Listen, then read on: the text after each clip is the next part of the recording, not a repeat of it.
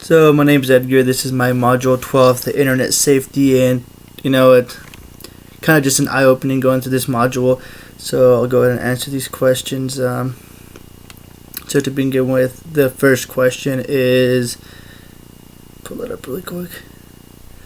Using information from the provided source, why is internet safety so important, and what is the role and education and teaching internet safety to your students?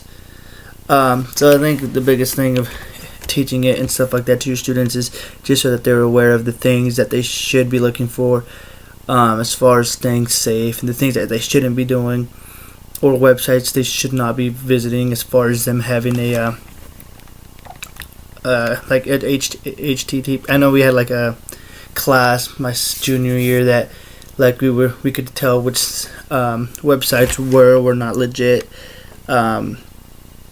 Looking for common mistakes like spelling and stuff like that can be a red flag for websites, or people asking you for like credit cards or stuff like that. It's one of the biggest thing, and cyberbullying especially is actually kind of a thing, and it's important to teach that to your students so that they don't fall in that line.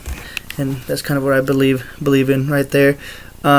What were your thoughts after exploring the NetSmart website and completing the Teaching Digital Citizen training program? Do you feel like training program is relevant and useful for all educators? Yeah, I would think so. Just like you said, not everybody knows about the safety precautions. We may think we do, but there's always little things there that you probably didn't know, and things that you would learn. So it's always okay to learn and expand your knowledge.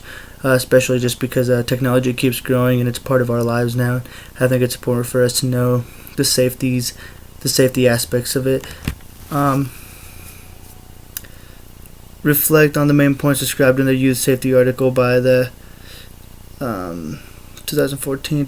Okay. So the article it's kind of long, and it talked about like just like the safety aspects of like what kids doing. Like I think one of them was like, parents monitoring how much time kids spent on their like devices, and I think it was like 90% said that they were actually or parents that they were actually really good about watching what their kids were watching and doing and seeing, and that's actually kind of blew my mind.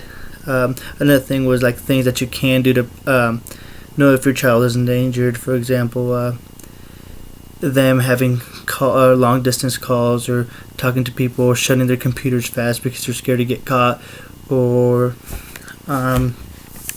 things and steps that you can take. That's what the article talked about being safe.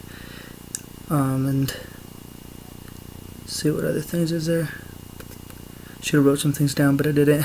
And that's honestly the internet safety. I think it's a big aspect, just because, like I said, it's already part of our lives, and we just keep growing and growing in technology, and it's a tool we could use and be aware of, to know what red flags we should avoid and stay away from, especially as kids. And I wasn't really involved in technology when I was younger, but like I see like my nieces and nephews are always now on like a phone or iPad and stuff like that, and it's kind of scary sometimes because it's like the things that they can look at without us knowing, or things that they've never witnessed or seen before, and they don't know, so they may click on it and want to see what it's all about, and it could be a trap, and it's just kind of sometimes a scary thought for the people that you love. And I definitely think it's something we should be aware of, like I said. And that concludes my Internet Safety Module 12.